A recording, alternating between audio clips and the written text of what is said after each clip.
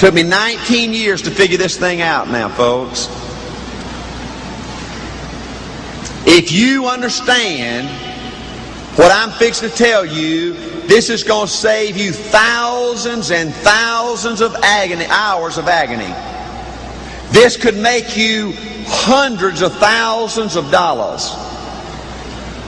I'm going to give you my entire management philosophy, folks, that I've developed over 19 years in one sentence. I'm going to boil everything down in one sentence. If you understand this one sentence, you're guaranteed to be wealthy. I was in Philadelphia 3 weeks ago during this super seminar with 10,000 termites, just like it's in this arena here. Yeah, in Philadelphia, this is the 200th year celebration of signing our Constitution. Everybody's flooding into it. It's a fun place to go right now. And on every corner in Philadelphia, you know, they got statues of George Washington and Benjamin Franklin and Thomas Jefferson. And they got all these famous sayings of all these great American heroes. But you know what? There's probably never been a human being on the face of this earth that's ever said anything as smart as I'm fixing to tell you. Listen. Folks, this is the answer, the total answer to being successful in business. This is the management philosophy that will make you a superstar in business. Can you believe that an old football coach with a PE degree and an average IQ could think of something so brilliant? Now listen, think about this, folks. Think about this. How many pieces of flesh have lived on this earth? Nobody knows, right? But do you know,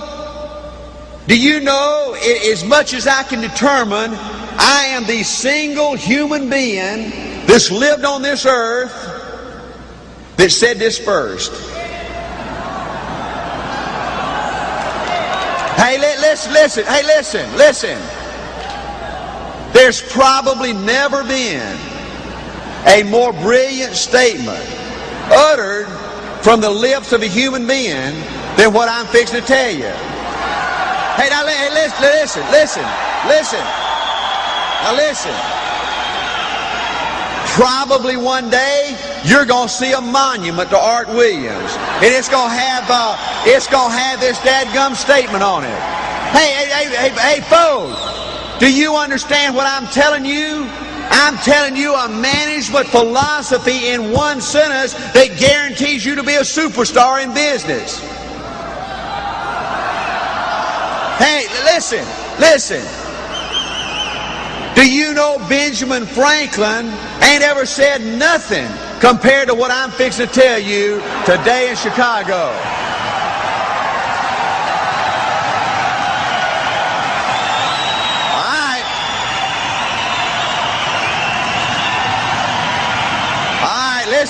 Listen, you're going to miss it. This is pure genius. Folks, this is all there is wrapped up in one sentence.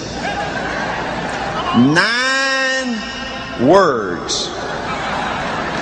Guaranteed to make you wealthy. You ready?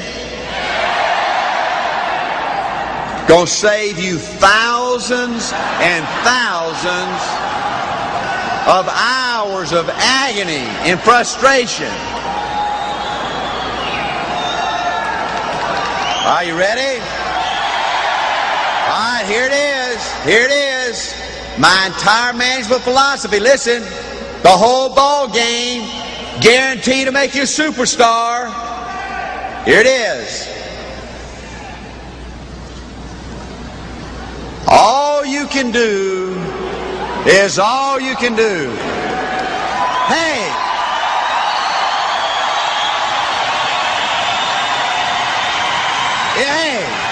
Is that brilliant? Listen. Now listen. Is that brilliant?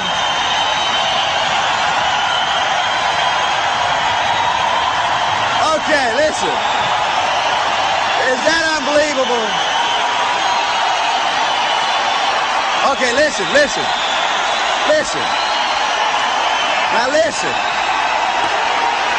All right, listen, now listen, listen. Now listen. All right, hold on. Listen, now listen. Listen. All right, listen. All right, hold up, now listen, listen. Hold up now. Hold up. Hold up. All right, hold on. All right, listen, listen. All right, listen. Listen. All right, listen now, folks. I'm fixing to give it to you. Now, listen. Most important thing you'll ever hear in business in America today now. All you can do is all you can do. There ain't nothing more than all you can do. That is the absolute maximum. You can't do no more than all you can do. You understand that? All you can do is all you can do. All you can do is everything. That's the absolute ultimate. Right? But the second part of that saying is all you can do is all you can do. But all you can do is enough. Now listen. Folks, my first 2 years in this business, I wanted to quit and go out and get a good job every day. My ego was crushed every day. Folks, do you understand now, before I sold my first plan, I was a crusader. I just didn't go out and sell life insurance to make the money. I studied this stuff. I had a $15,000 policy. I was shown you lose your cash values if you die. I could take the same dadgum money and buy $100,000 worth of decreasing term at that time with ITT. I was showed the concept of a mutual fund where I had my $100 going into a teacher's credit union. I'd build up a little money. The washing machine would tear up. We'd go take a few $100s out, buy a new washing machine, couldn't save for a couple of months. All we had was a put and take account.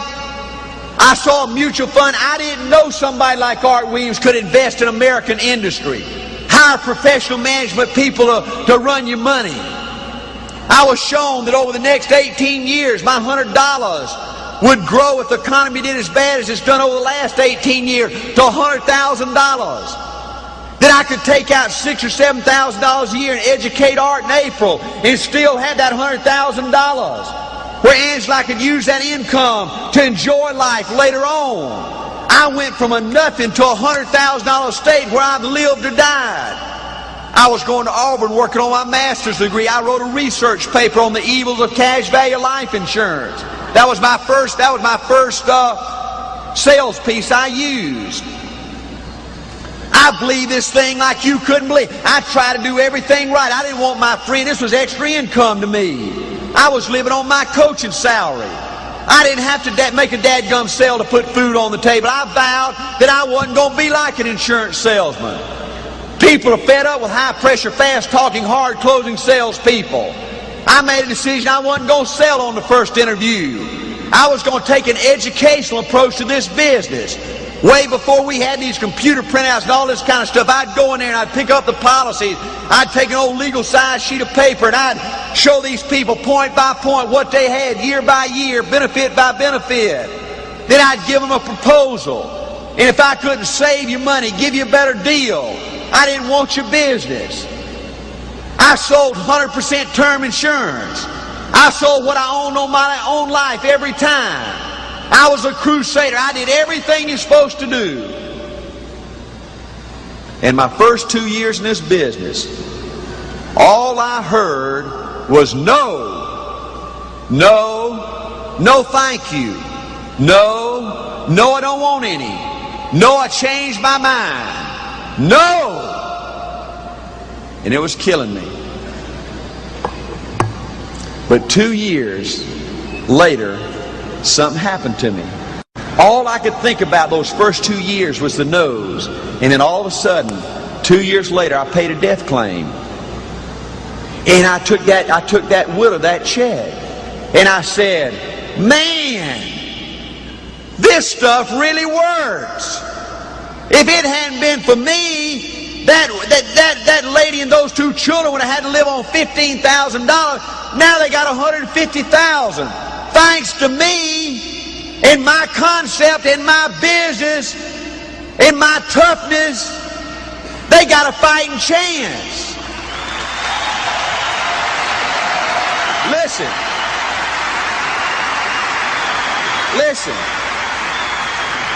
Folks, that shocked me. And then all of a sudden I said, Art, you're thinking all wrong. See, all I could do was think of the ones I'd lost, the people that said no. Over that 2 years, I had a bunch of people that said yes. But I couldn't feel good about the yeses because all I thought about was the dadgum no's. I used to keep a little old pad, a little notebook. And on every page, I'd put the client's name, the wife's name, the kids' names, what he did for, business, what he had and what I sold him. I had a whole notebook of dadgum clients. But I didn't think about the good things. At the end of 2 years, I was having some people actually send me referrals. People that needed my insurance or investments, needed a part-time job. But I couldn't appreciate that because I was always worried and upset about those that said no. I looked at my income. I was making money. I came in this thing with $1,000 in my teacher's credit union 2.5 years later, part-time, and I'd accumulated $42,000. My folks had never had money like that. I didn't know nobody that ever had any money like that. But I couldn't appreciate the dadgum money I was making because I kept worrying about the no's. I kept worrying about the rejection. I stayed upset all the time. Then all of a sudden I said, all you can do is all you can do. All right, dadgummit, you can't do no more than all you can do. You can't buy the program for people out there, right? You can't pay the dadgum premiums for them, right? I mean, I used to go in a home, and I can talk, right? Right? And I used to go in a home, boy, and I'd let them all have it. Man, I'd made the greatest presentation you ever made. And then, boy, an hour or two later, I'd say, how does it sound? And they kept saying, no. And I'd put that old smile on my face. And I'd say everything you're supposed to. I'd say, Bill, it's been so great knowing you. I love your wife and your children. Never change your mind. Give me a call. You ever need life insurance? Great. Give me term insurance. Give me a call. You ever want an investment? You ever need a part-time job? Give me a call. And I'd hit that door. And before I hit that door, I was already criticizing myself. I said, Art, you are such a dud. Why didn't you say this? Why didn't you answer this way? Won't anybody buy from you? Why don't you just admit it? You're a dud. Throw in the towel and go back coach football for a living. But then 2 years later I said, Art, you've been thinking all wrong. You ain't no dud. You making money, right? You got term insurance, right? You got a good mutual fund program, right? You ain't no dud. All you can do is all you can do, right? Now, if you go in and you talk to this coach, he's a good coach. He knows a lot about coaching, but he don't know nothing about financial services, right? And if you walk in that house and you've done your research, you know that term's better than whole life, right? And if you walk in there and term's better than whole life, when you walk in there and you own term, and this guy that don't know nothing says no, does that all of a sudden make whole life better than term? Does that all of a sudden make you a dud? Took me 2 years to figure that out. I said, all you can do is all you can do, right? You got a responsibility to be right. And I was. I sold term insurance. I sold what I own on my own life. I sold what everybody ought to buy. I said, all you can do is all you can do. So I changed my whole thinking around, revolutionized my business. Then I'd walk in a house 2 years later, and man, I'd give him the whole ball game. Man, I'd give him a presentation. I'd blow his butt out of the water, and 2 or 3 hours later I'd say, how does it sound? And you know what? They kept saying no. They said no. But I'd put that old smile on my face. And I'd say everything you're supposed to. I'd say, Bill, it's been so great knowing you, love you. You'll never change your mind. Give me a call. You ever need term insurance, mutual fund down the road, you know anybody needs a part-time job, give me a call. I'd say everything you're supposed to, and I'd hit that door. And before I hit that door, I was thinking, I said, you know what? Of all the policies I analyzed, and I must have analyzed 2 million last year. But of all the policies I analyzed, that guy's program had to be the worst. But you know what? It's just perfect for him.